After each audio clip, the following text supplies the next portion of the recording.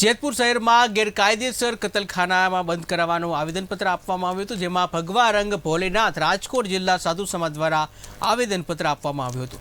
નગરપાલિકા ચીફ ઓફિસરને આવેદનપત્ર આપવામાં આવ્યું હતું. ધાર્મિક સ્થળે જવામાં મુખ્ય માર્ગ ઉપર કતલખાના આવેલા છે. લાગણી દુભાતી હોવાથી સાધુ સમાજે આવેદનપત્ર આપ્યું હતું. ઉગ્ર આંદોલનની સાધુ સમાજે ચીમકી ઉચ્ચારી છે. રાજા રજવાડાની નગરી છે.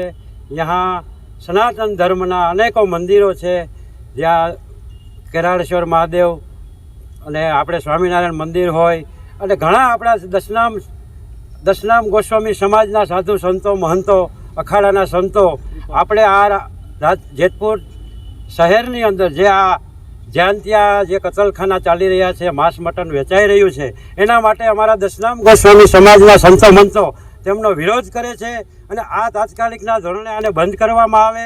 અને અમે નગરપાલિકામાં પણ જાણ કરી હતી, પણ તે લોકોએ કોઈ પગલાં લીધા નથી. ઉપવાસ કરશું એટલે એટલા માટે અમે અત્યારે આવેદનપત્ર અમે મામલતદારને આપવા આવ્યા છે.